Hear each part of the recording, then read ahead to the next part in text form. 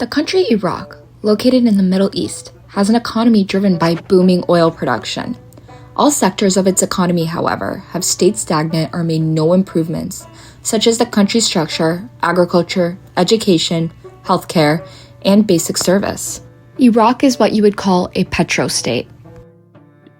A petrostate is defined as a small oil-rich country in which institutions are weak and wealth and power are concentrated in the hands of a few. Petrostates rely on an exhaustible resource and place their dependency onto one sector of the economy when it is not guaranteed to bring a country toward economic recovery, nor is it beneficial long-term. The economy is unlikely to stay afloat if all its other sectors are weak. Venezuela is an example of a country that did not succeed as a petrostate. The first state oil company, Venezuela Petroleum Company, increased income tax to 65% of its profits. There was a point where Venezuela had the highest per capita income in all of Latin America. However, during a 1980s oil glut, global oil prices plummeted, causing the Venezuelan economy to contract and for inflation to soar. East Timor, or Timor-Leste, is a relatively new nation. It was referred to as a petroleum state with not a lot of petroleum because of its high dependency on oil. Timor-Leste is subject to the resource curse. The resource curse is referred to the negative impacts of non-renewable resource wealth on people in many poor countries which rely on external revenue primarily from petroleum. It is manifested in unsustainable spending, import dependency, and policies for national development. The country had made a steep decline of 90% in the oil and gas and economic GDP.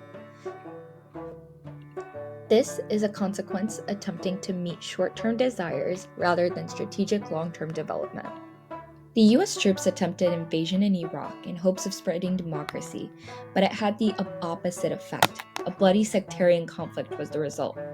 Now, why am I bringing up US troops invading Iraq, and why is this important to Iraq's state as a petrostate? It's because the US administration argued that construction of a stable and democratic Iraq would promote reform and hence security in the wider Middle East. However, in this invasion, the US never developed any meaningful plan for dealing with the Iraq political and economic crises.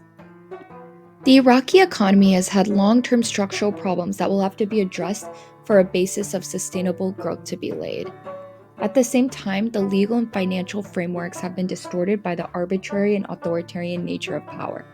Thus, in order to have a reformed state, a government tolerant of investment in multiple of the economic sectors rather than oil is crucial for long-term success. Now, how is Iraq as a petrostate harmful to the global economy as a whole? Well, with US troops currently present in Iraq, Iraq would eventually need funds to rebuild its nation, and oil exports would be needed. If Iraq were to pump significantly more barrels of oil, it would cause global oil prices to plummet. Although a plummet is welcomed by consumers, it is not beneficial for the international economy. In the chance of OPEC, Organization of Petroleum Exporting Countries, were to cut oil income by accepting the significant drop in funds, it would plunge and oil trade would be at a pause, which would impact oil trade, thus impact the economy very negatively.